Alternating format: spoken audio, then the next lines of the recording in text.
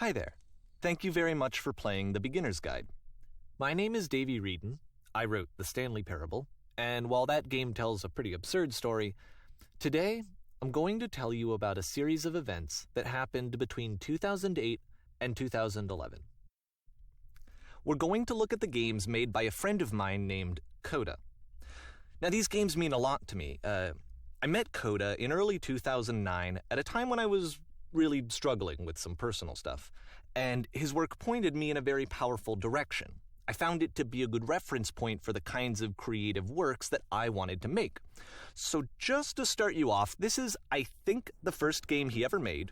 It's a level for Counter-Strike. You can walk around here, by the way. And mostly it's just Coda learning the basics of building a 3D environment.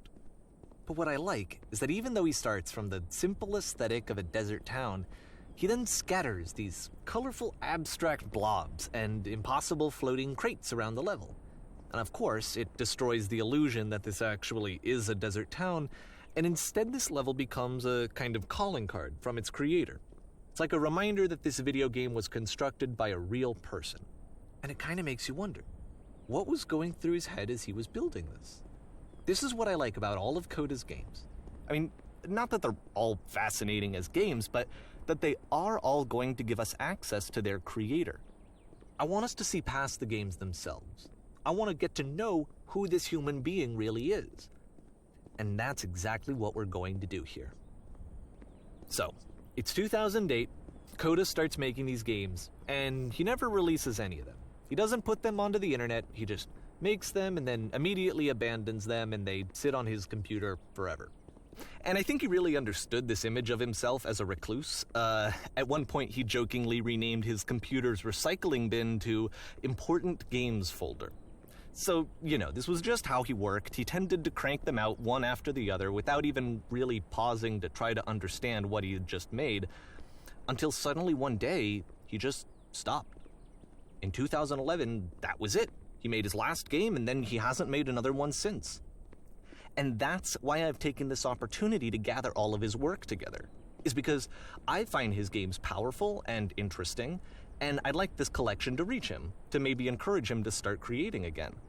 And if the people like you who play this also happen to find his work interesting, then I'm sure it'll just send that much stronger of a message of encouragement to Coda.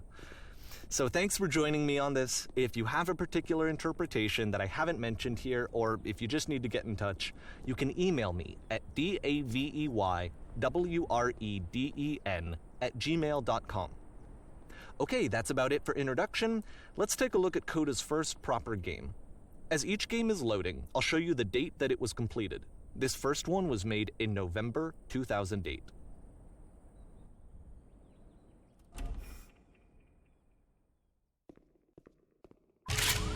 Warning. Whisper machine active. Shift destruction imminent. This game is called Escape from Whisper, and it's one of the more generic games you'll see from Coda.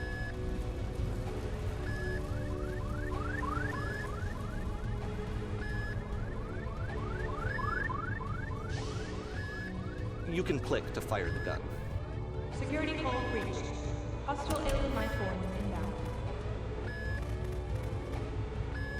It kinda looks like this game was abandoned mid-development. For instance, you have this gun, which you'd think would indicate that there are supposed to be monsters or enemies somewhere, but then clearly there are no enemies anywhere. You can't even reload the gun when you run out of bullets. But ultimately we don't really know. Maybe Coda thought that actually it was complete the way that it is. And I think that we should talk about his games for what they are, rather than for what they're not. Enemy force neutralized. Begin ship evacuation. I love how you can see the bottom of the universe from this room.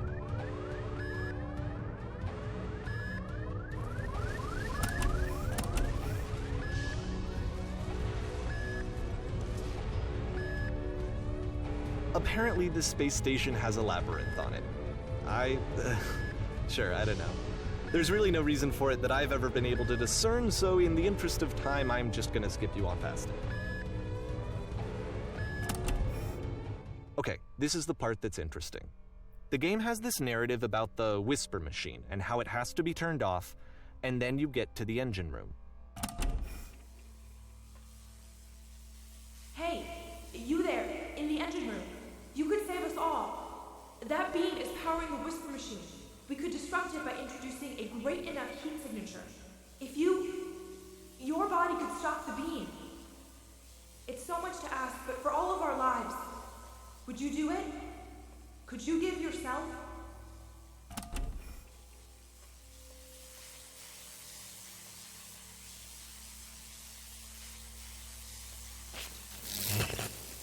Let me pause here for a second. What you just experienced, stepping into the beam and then dying, is probably what Coda had initially intended when he was developing this level. But when he first compiles and plays it, something goes wrong. There's a bug somewhere. And this is what happens instead.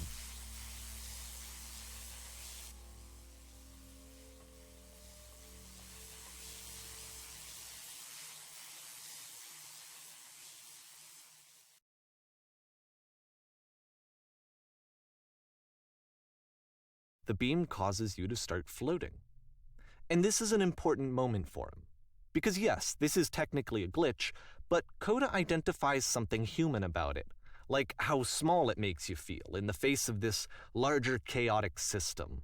Or this floating could be the afterlife, a peaceful place, juxtaposed against all of the hysteria that you've just had to traverse.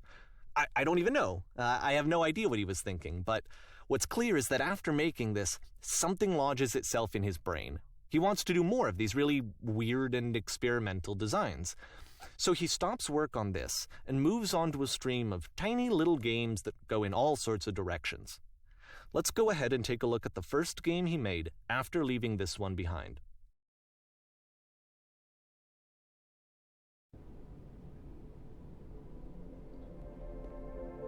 Yep, in this game you can only walk backwards.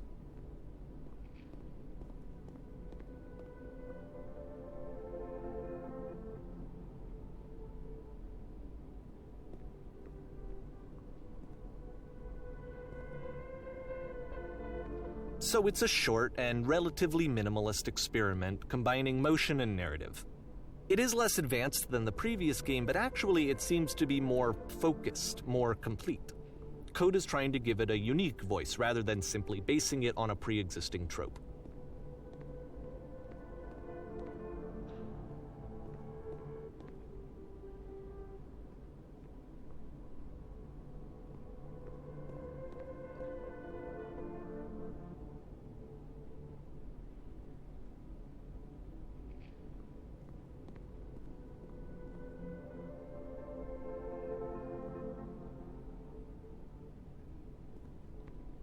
It's a short little thought, it says what it wants to say, and then it ends. Didn't need anything more than that. Which to me is why it works, because it gets out quick. Okay, next one.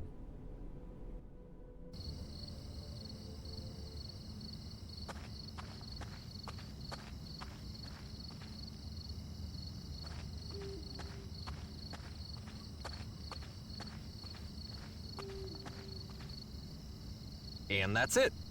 Okay, the meaning of this game won't be clear just yet. Please be patient with me for a few more games, and I promise you'll see what makes it interesting.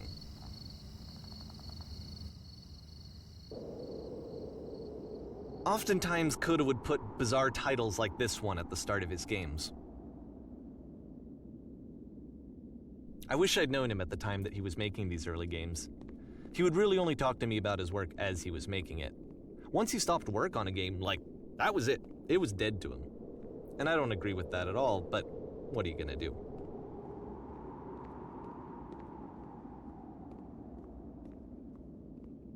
I know it's tempting, but there's actually nothing over here. Sorry.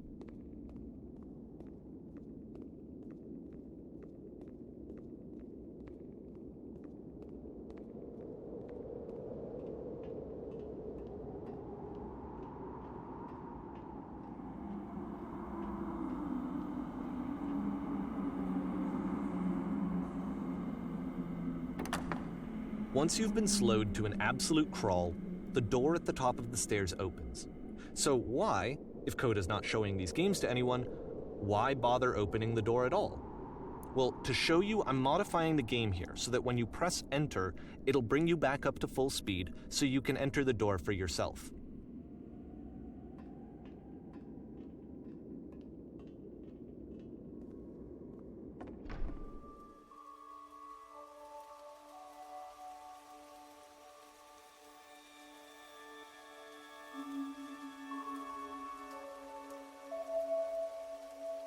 a room that's warm and nice and filled with little ideas for games.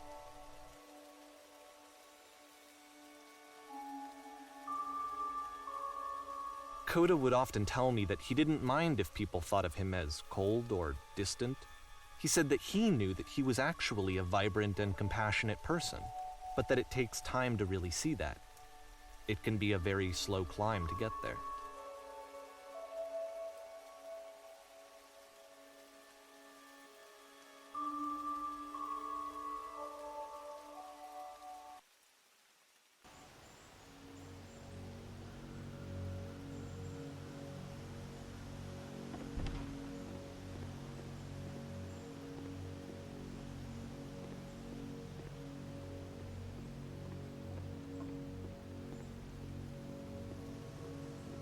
Well, this is new for Coda. It's an actual puzzle.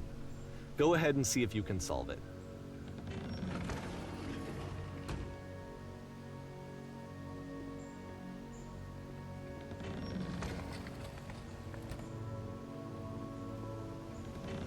Don't forget that solution, because we're going to see this puzzle again soon. We're going to see it a lot.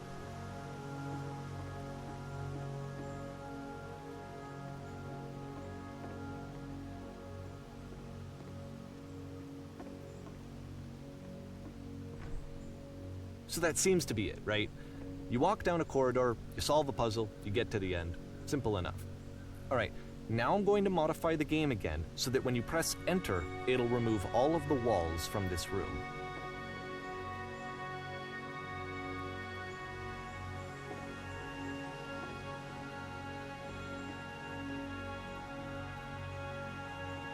How about that?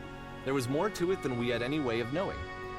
I actually find it funny that this game comes after the Stairs game, since they essentially convey the opposite idea. So, in the Stairs game, a dull exterior concealed a rich interior. And then, in this level, a dull interior hides this fantastic outer world. Either way, I think that the point is the same, is that most of the time you don't get to know what you're missing, or even that you're missing anything. That's not your role as a player. So if your role here is not to understand, then what is it?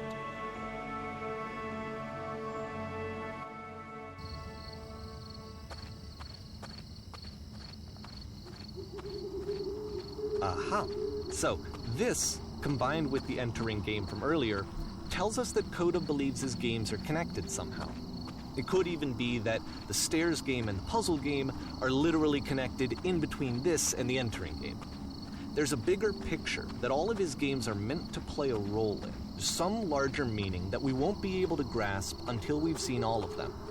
And once we have, we can step back and start to understand what exactly that bigger picture is.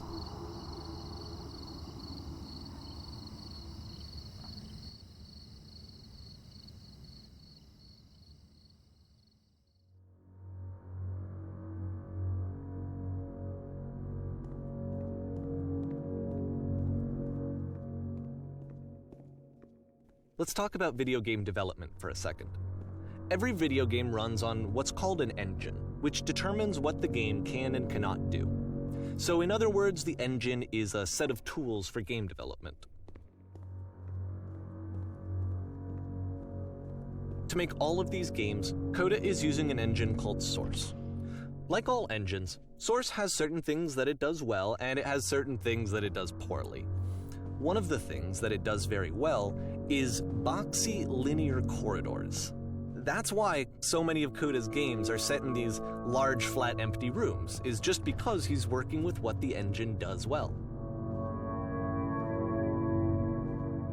The tools available to the creator shape what kinds of creative work they're going to end up making. You might consider paying attention to the architecture in Coda's games, to notice how they seem to stem from an engine that's very good at producing linear, boxy corridors.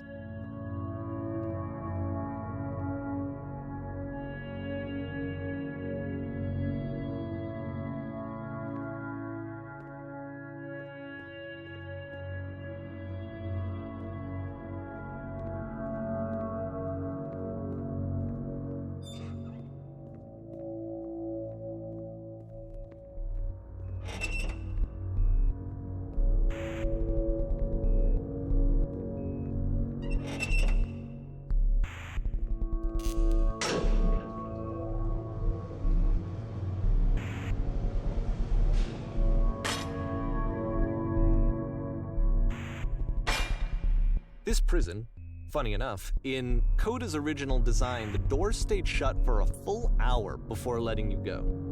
If you don't mind, I think we're gonna skip that.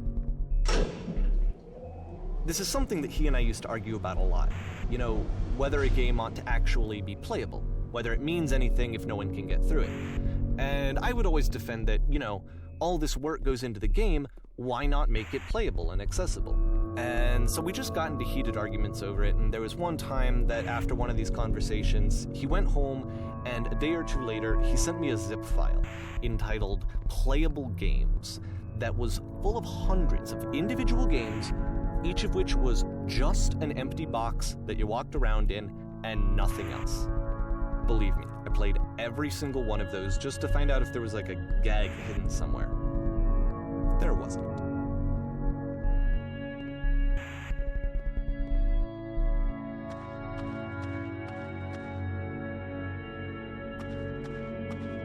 It's the puzzle again, with the exact same solution as the last time.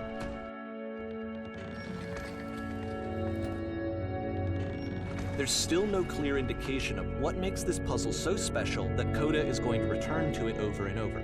But I promise I'll share with you my interpretation very shortly.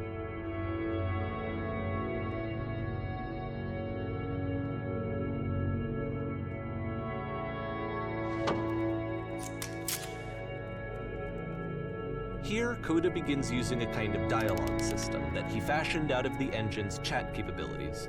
Use the 1, 2, 3 buttons on your keyboard to respond.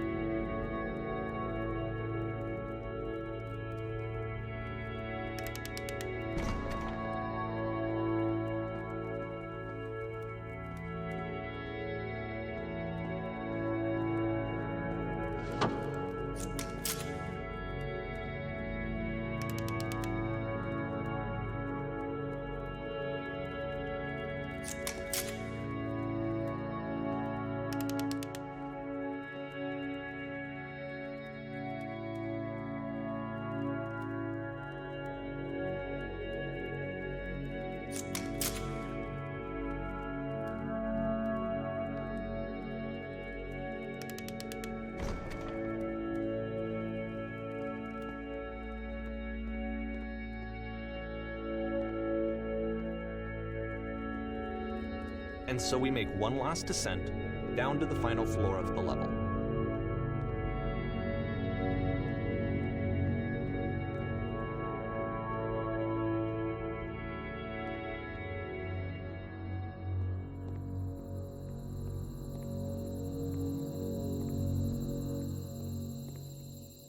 It's a lamppost. Okay, I can't tell you quite why, but for some reason, Coda fixates on this lamppost. It's going to appear at the end of every single one of his games from here on out. I'll tell you what I think. I think that up to this point, he's been making really strange and abstract games with no clear purpose, and maybe you can only float around in that headspace for so long. Because now he wants something to hold on to. He wants a reference point. He wants the work to be leading to something. He wants a destination, which is what this lamppost is. It's a destination. We're going to see it in the work as well. His games are just going to become a lot more cohesive, a lot more fully developed, with more of a clear idea behind them.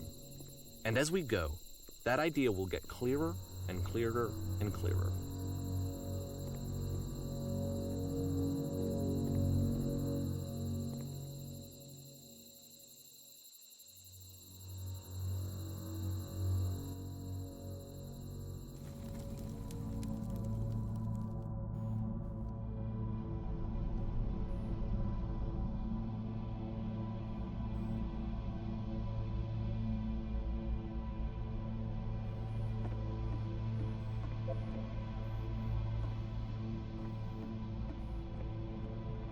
So first off, I'm sure you can deduce this, but this game is not connected to the internet. All of the notes that you're gonna see have been written by Coda. This was actually the first game of his that I ever played. This was shortly after I met him at a weekend game jam in Sacramento, where I grew up. I saw him working on this very level, and it was just so different from anything that anyone else was doing. So right away I was like, I have to be friends with this person. In retrospect, I think I was probably a bit too pushy, trying to get his attention. I was over-enthusiastic. But he was very gracious about it and very patient with me. And I cooled off eventually. Oh, feel free to skip over any of these notes if they're not doing anything for you. Nothing extra is going to happen if you read all of them. Either way, to me they convey a sense of loneliness. I see this person who's filled with thoughts and feelings and beliefs and has no way to express them except as scattered and unheard voices in a game that wasn't meant to be played.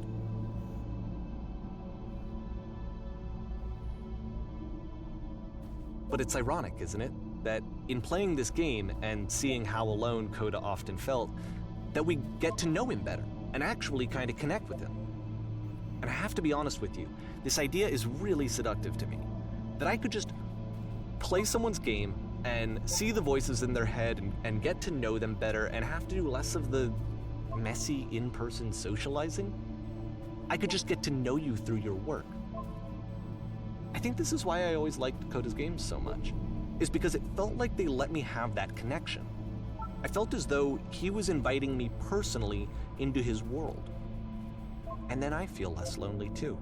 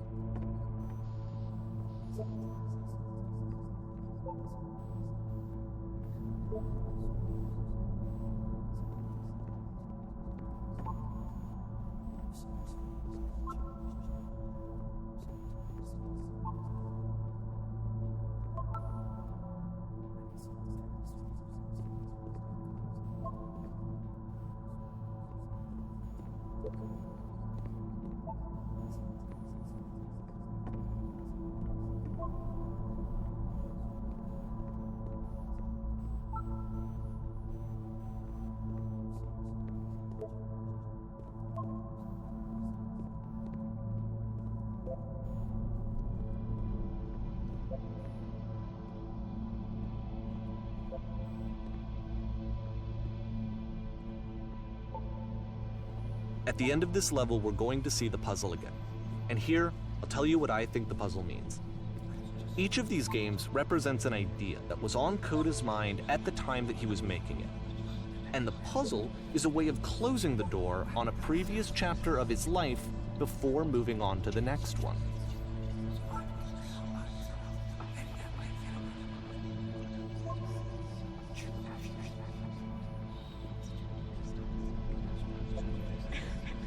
In each of his games, after exploring a theme that, he might find difficult, Coda can then place this puzzle that he knows has a reliable solution, he understands exactly how it works, and so it gives him a simple mechanism for moving on.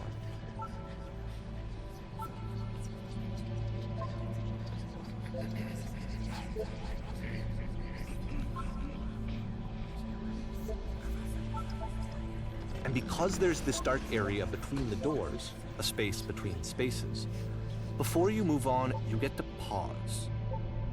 Just for a moment, a few seconds to reflect on and let go of the events that led you here. To step back and connect the pieces together. To grasp at that elusive bigger picture.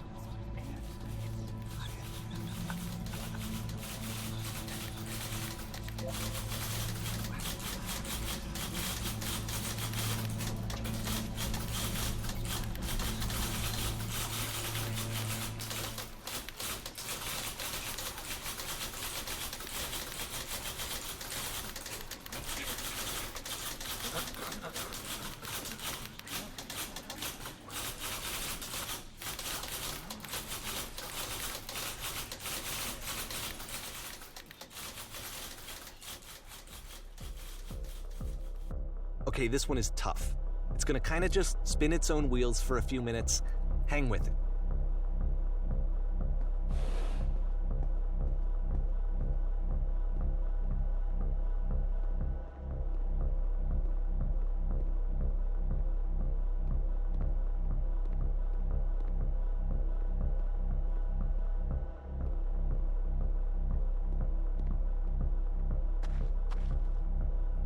See, this is it, the whole game, and there's nothing that's particularly interesting about it. You just walk to the end of a hallway. Except, for some reason, Coda gets really fixated on this prison that has all of this modern furniture. And I don't know why, but he decides he needs to revisit this prison. He's gonna start over, use the same assets, turn it into something else. Okay, cool, here's version 2.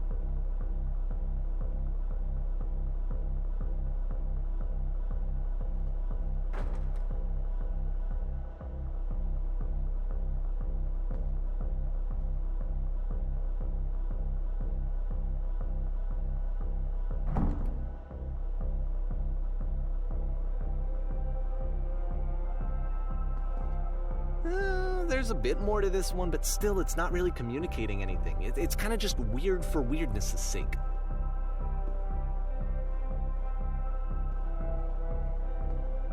So okay, he throws it out and starts over. This time he comes at the prison idea from a different direction.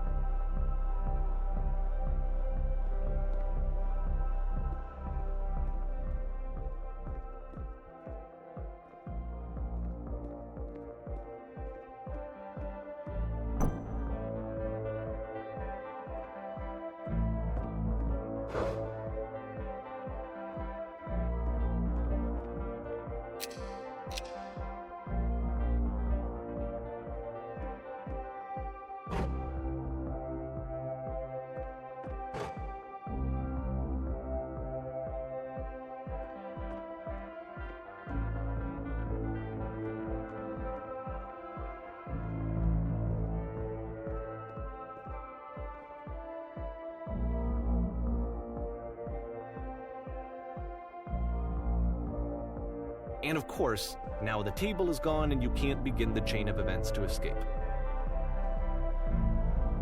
Here's a version where there are no bars, but you can't actually get to the well. And then a version where the inside of the prison is the outside and the outside is the inside. Let me just blink you real quick through a few more of these. I mean, he really unloaded on this prison idea. There's nearly a dozen. Personally, I think it's awful to watch this, to see a person basically unraveling through their work.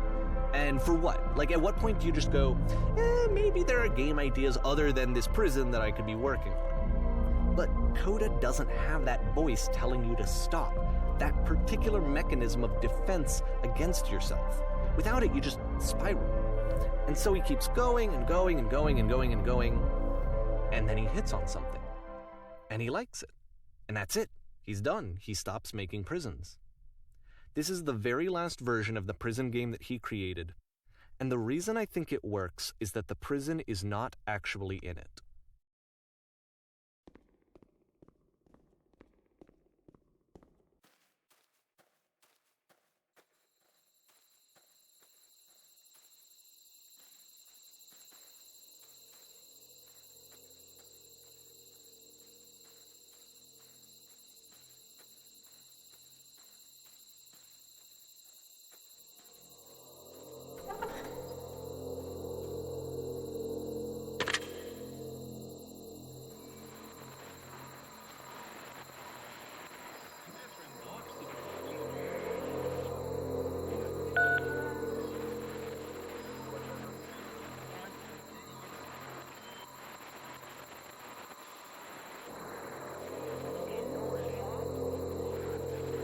It's a conversation. And so this is what Coda wants, is to be able to talk to someone, to share what's on his mind, and to get some good advice from someone who knows. But the irony is that even in this scenario, you're still talking to yourself. You know, all of these games so far are Coda talking to himself.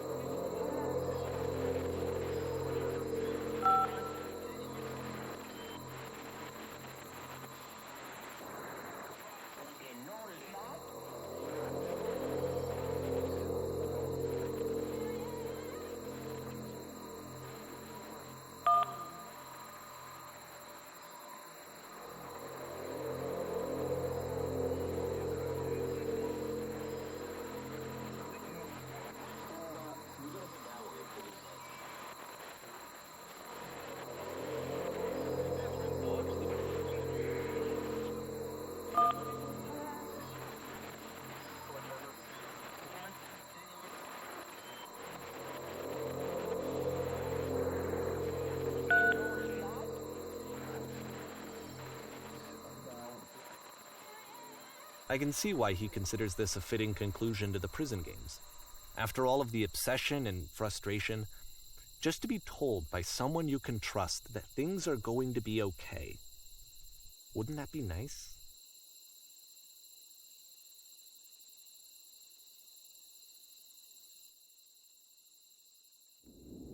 So what would it look like if Coda wanted to make a game about talking to someone other than himself?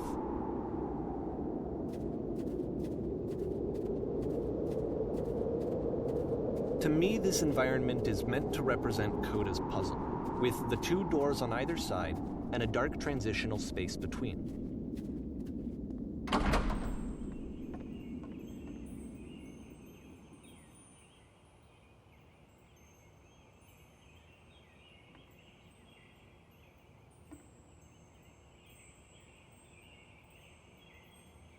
you'll notice that the quality of the art is a step up from previous games, including this new and improved chat system, which he started using from this point on. From here on out, he begins putting much more effort into the visual polish of his work, and this particular game took 2 months to create as a result.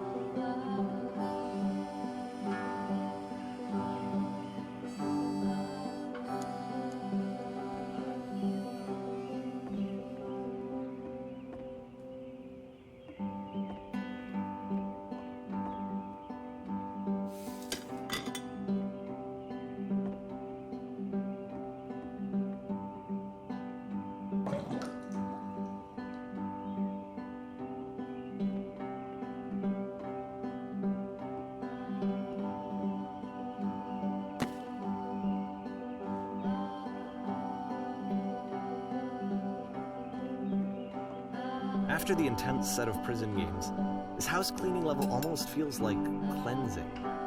It's the moment after a particularly difficult or traumatic experience where you just need to let it sit and digest inside of you, and eventually cohere into something meaningful.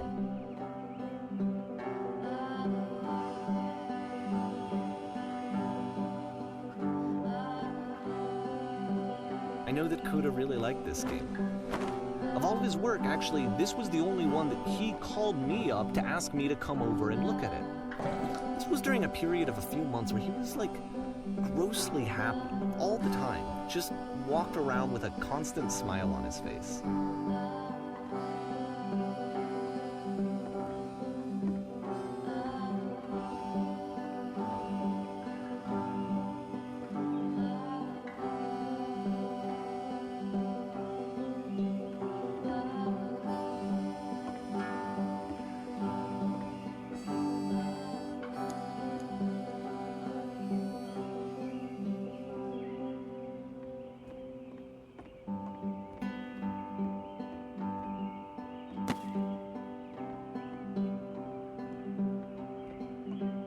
I'm glad he made this.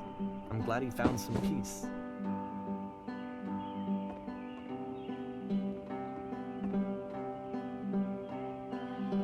But, of course, it can't last. The music stops, your companion is gone, it's time to leave.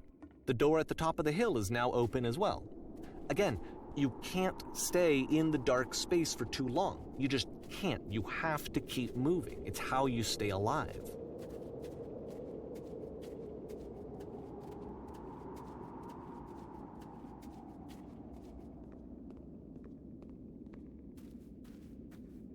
Which is the whole point of the puzzle doors, right? That sooner or later you have to pick up and move. I really thought that was the point of it.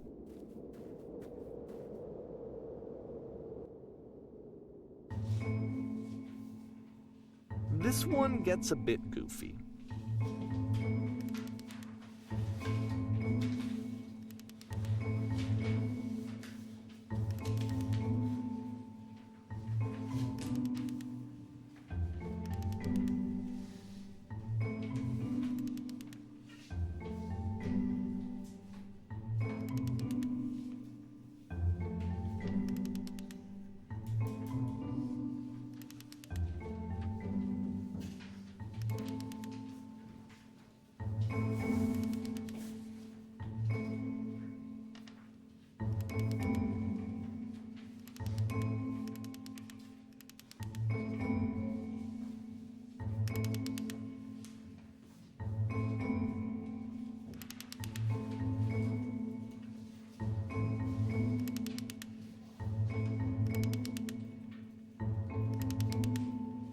About halfway through the game, the perspective shifts.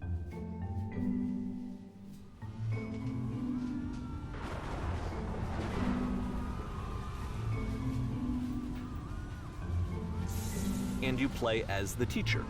And suddenly, you discover that your teacher is just as bigoted and afraid as you are. Oh, and also you can move around the classroom now.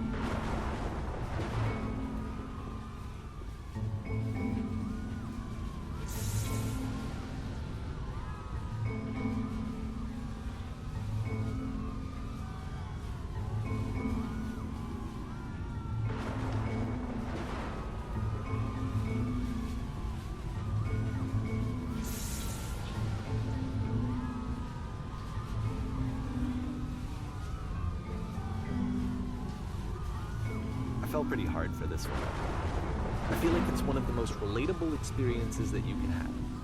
To assume that some other person is perfect and totally fulfilled in every way, and completely miss all of the little flaws that make them painfully human. I think about this game a lot these days.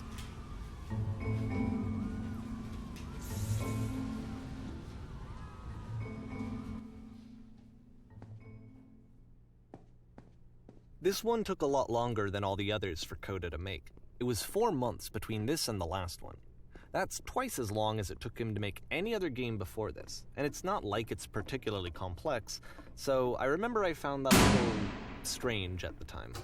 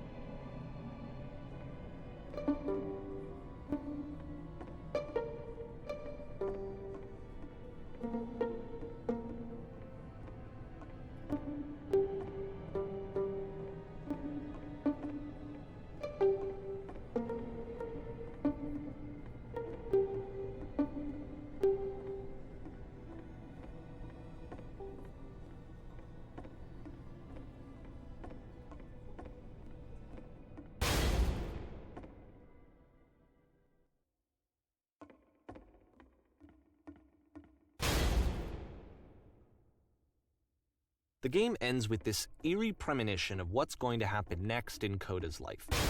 The solution to social anxiety, to fears of having to perform and having to chase success, the answer for Coda is to withdraw, to hide himself away. Which is what leads to scenarios like the stairs that slowed you down several games ago, where it just becomes harder and harder to access Coda's inner landscape because he keeps retreating. He just keeps backing away from possible connections to anyone other than himself. And to be honest, I didn't consider it very healthy when I first played this game.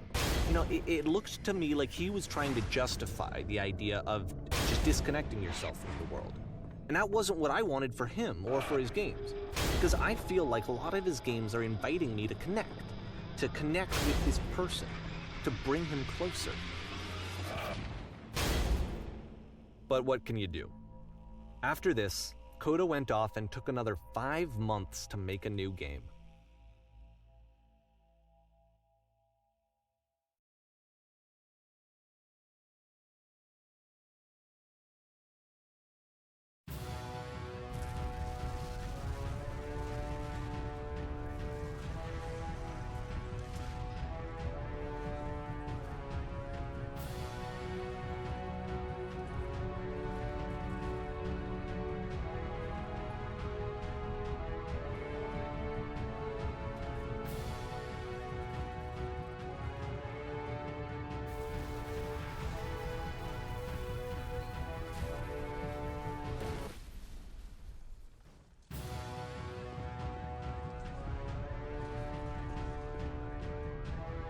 You should probably open your eyes if you haven't already. It's pretty much impossible to solve otherwise.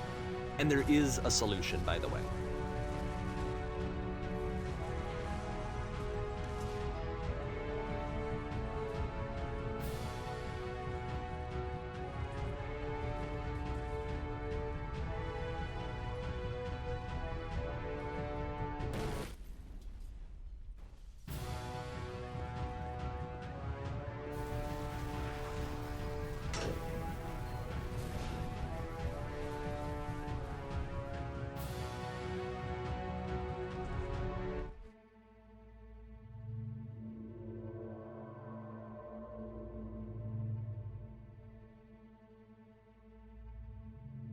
Like I said, I was getting concerned. First off, he's never been this explicit in his work about exactly what he's thinking. So where's that coming from? But then even weirder, his work has potentially stopped being an outlet for him. Not like he's having trouble iterating on ideas, but he literally just can't think of new ideas anymore. And in person, he was being a lot more distant than usual. Like, you know how sometimes a person will just deflect anything that you say in order to keep themselves disconnected all the time? It was that kind of thing. Here was the point in my relationship with Coda where I really started to wonder if he needed my help in some way. His games are going to get more desperate from here on out. After this game, it's almost 6 months before he finishes something new.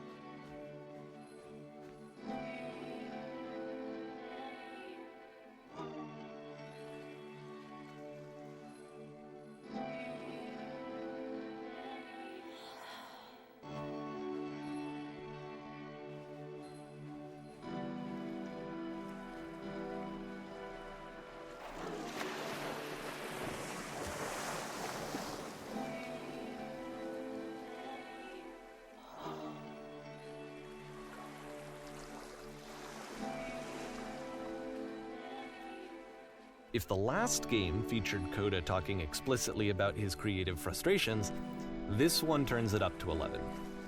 Now, put yourself in my shoes playing this. Here's a friend whose work is exhibiting signs of struggle, frustration, anxiety, depression, even. And yet, still, he keeps making games. He keeps throwing himself into the grinder even when he clearly doesn't have the energy for it anymore. Why? What is it for?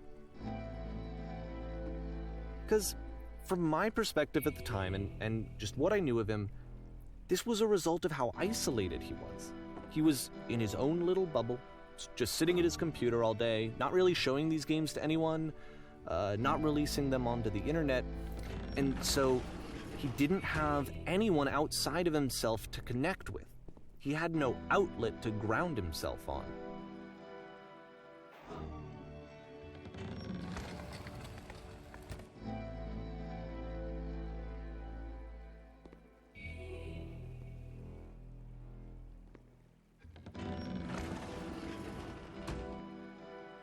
You can't talk yourself out of loneliness.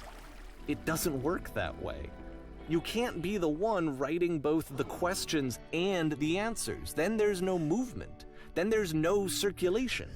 If all of your anxieties are being channeled into your work, then if the work ever fails, you have no backup and you're just going to crash.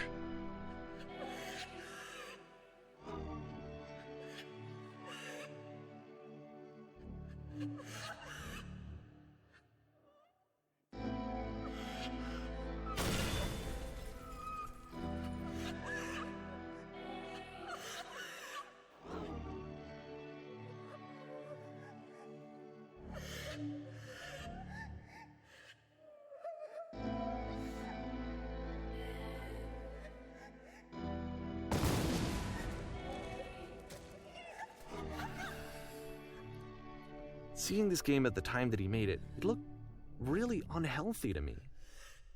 I was watching him do this to himself, and I hated it. I hated seeing him so trapped. It's like, video games are not worth this amount of suffering. This is someone I really cared about, and I used to get so much joy out of seeing him create. For him to suddenly become angry and frustrated like this, it was the worst thing for me.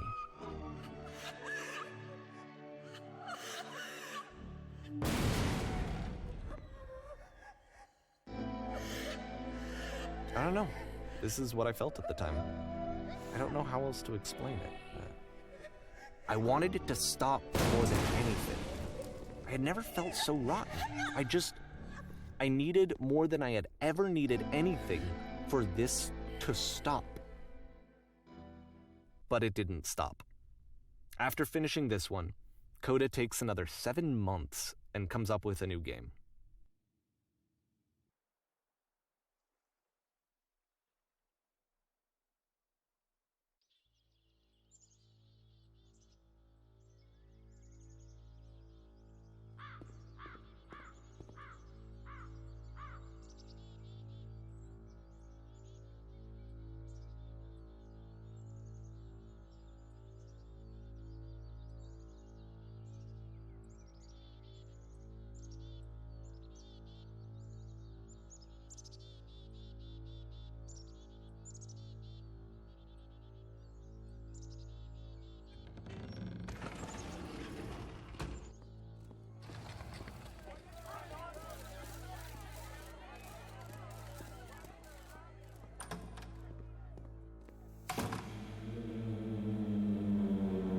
And of course, it's the machine.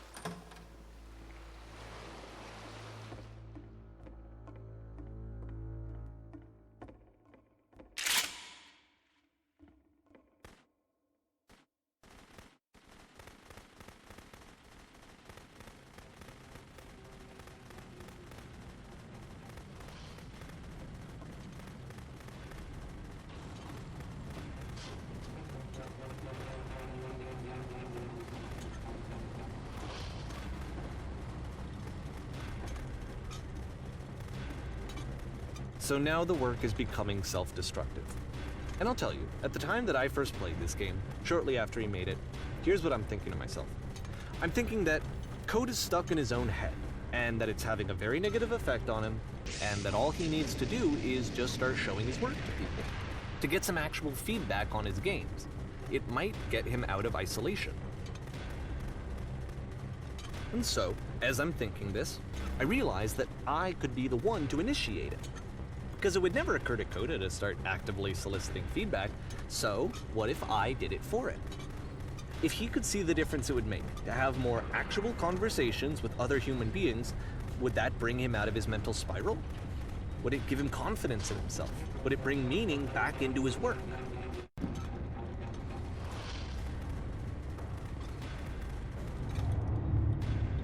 So I started showing Coda's work to people. I took this one, and the islands which you just played, the theater, the notes, the house cleaning game, and some of the prison escape games. I brought them to people that I knew and trusted. I asked their opinions. And the great part is that they really loved his games. You know, the point of it all was just to give him some external reference point, but they genuinely loved his work. There was nothing for him to be afraid of.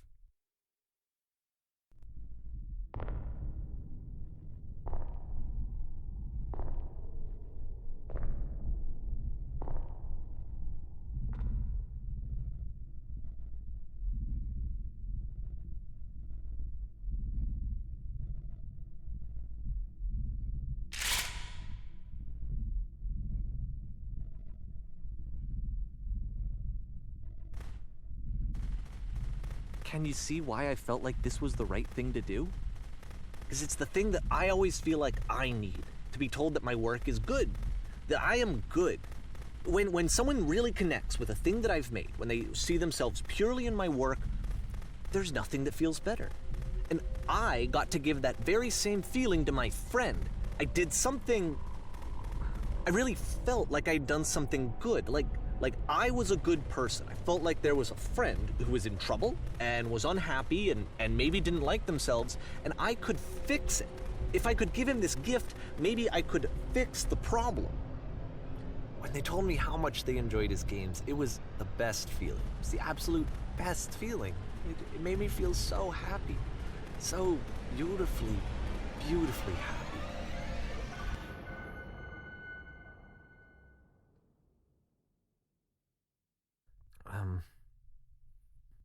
So anyway, Coda finishes this game, and then really he just kind of takes off for a while.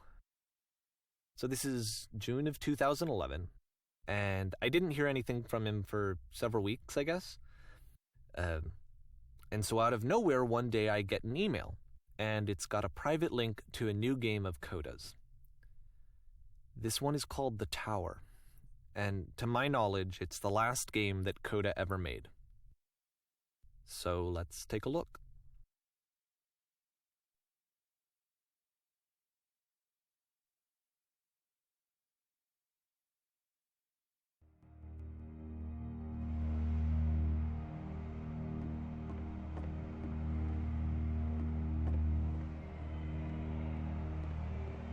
And this is where I have trouble saying anything meaningful about Coda's work. Because more than anything else, the tower just feels distant. It feels like it's trying to distance itself from the world. It's a very cold game.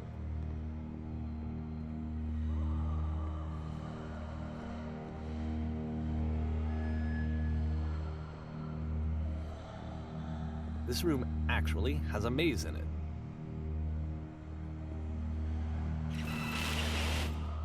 Except that all the walls of the maze are invisible. And then every time you touch one of the walls, there's this awful flashing and noise, so the experience is really miserable.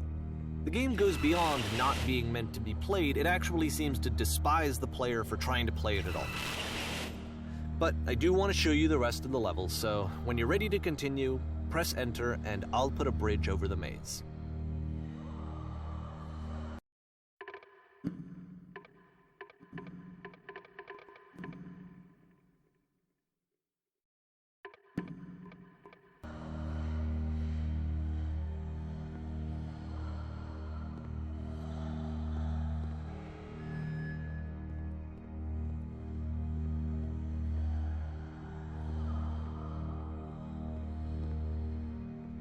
And to be fair, it's not like this is the first game that's needed some modification to be playable. Like the house cleaning game. You know, that one used to actually loop the cleaning chores and you just cleaned a house forever. I had to cut it off so that you could exit the house and the game would actually end. But that game had an idea that it was actually trying to communicate. What's the deeper idea behind the invisible maze? The only way past this challenge is to randomly guess the 6-digit code. Like the invisible maze, it's frustrating to me, because it's the opposite of everything else that Coda has made. It doesn't encourage thought or engagement. It doesn't ask anything of me, except a lot of my time. If I could have reached him during this time, then maybe I could have asked him. but I couldn't. I still don't really understand why this is here. I'll put the code on the ground for you here, though, so that we can move on.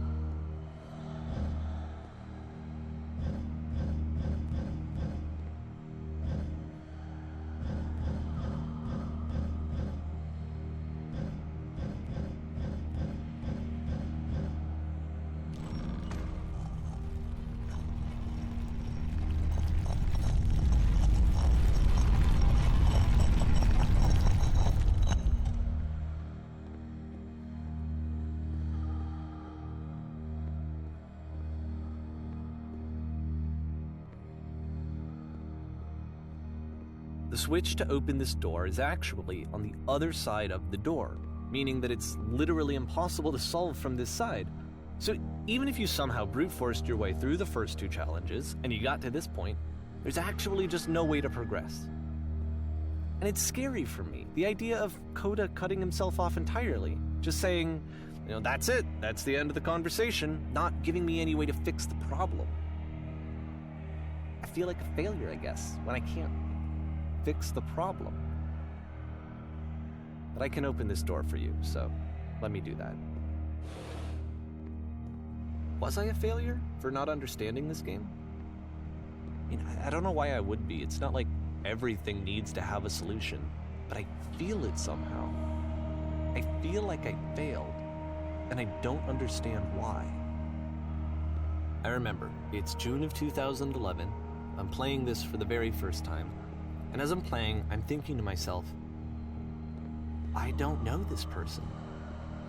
I have no idea who this person is.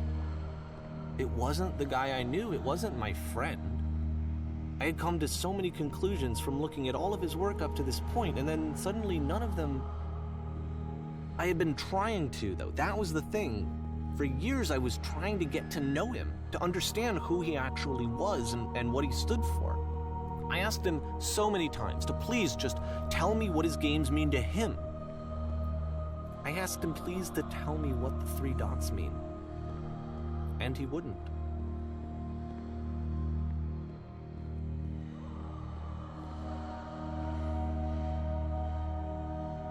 I just felt so strongly that if I could have connected with him, that if I could have somehow made his work my own, that I would finally be once and for all happy. It was that I needed to see myself in someone else. I needed to be someone other than me. But he stopped and left, and it felt somehow like I had failed.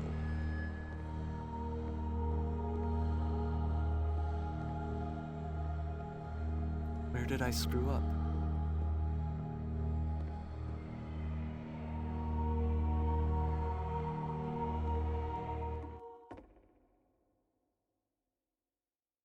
I'm the reason that you stopped making games, aren't I? It's because of what I did. I poisoned it for you. I don't think I ever told you this, but when I took your work and I was showing it to people, it actually felt... it felt as though I were responsible for something important and valuable. And the people who played them, they treated me like I was important. They really listened and cared about what I had to say. Even though I was showing your work, I felt good about myself. Finally. For a moment, while I had that, I liked myself. And then you stopped, and I didn't have anything left to show people. I just had to be with myself. And as soon as that happened, there was no feeling at all. Nothing. Less than nothing. What does that mean?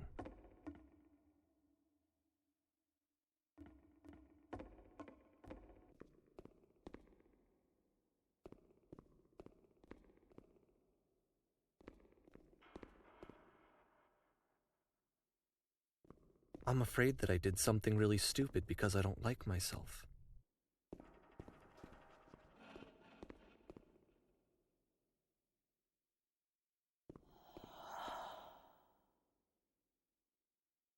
That's why I'm releasing this collection of your work, is because I haven't been able to find any other way to reach you. I've tried everything. And so a part of me has hope that if I put this compilation out into the world, and if I put my name on it, that maybe enough people will play it so that it'll find its way to you, so that I can tell you that I'm sorry. I know I screwed up. If I apologize to you truly and deeply, will you start making games again? Please, I need to feel okay with myself again. And I always felt okay as long as I had your work to see myself in. I mean, is something wrong with me? Because I know that I did an awful thing, and I'm doing it again right now. Like, I'm showing people your work, but I can't stop myself from doing it. That's how badly I need to feel something again, like I'm an addict. There has to be something wrong with me. Can I apologize? What if I tell you I was wrong? Will that work? Will that fix it? I don't know. I don't think it will, but there's nothing else that I can do. Just tell me what you want. I'm sorry. I'm sorry. Please, start making games again. Please help me. Please give me some of whatever it is that makes you complete. I want whatever that wholeness is that you just summoned out of nothing and you put into your work. You were complete in some way that I never was. And I want to know I want to know how to be a good person. I want to know how not to hate myself. Please. I'm fading, and all I want is to know that I'm going to be okay.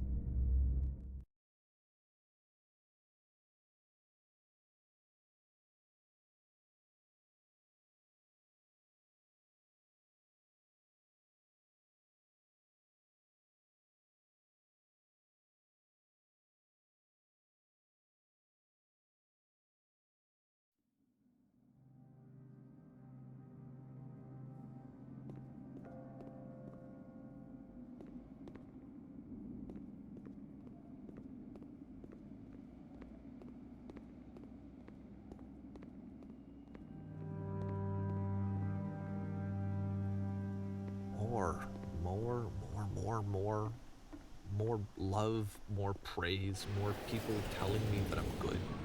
Always more. It's like a disease. Solution.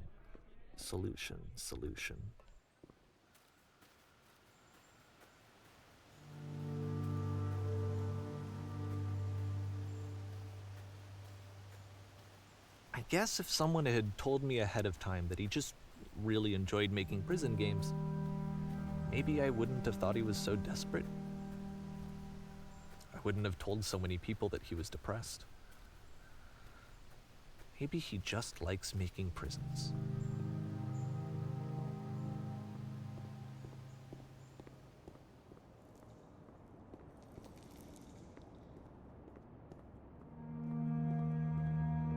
Even now, the disease is telling me to stop. Don't show people what a shitty person you are. They'll hate you.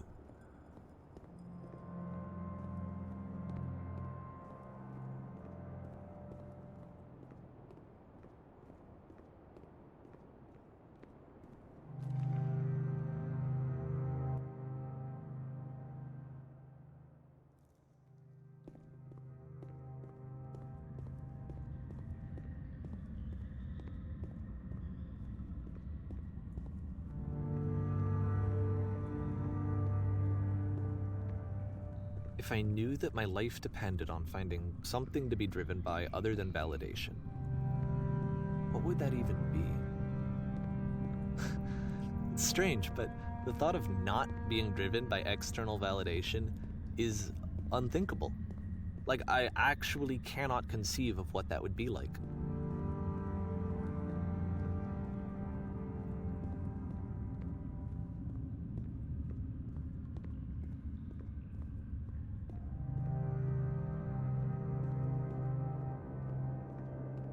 What now?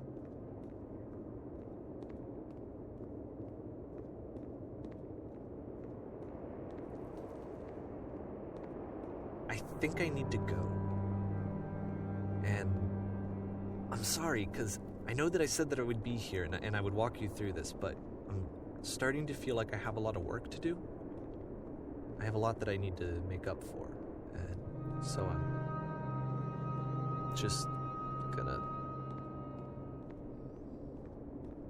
Okay.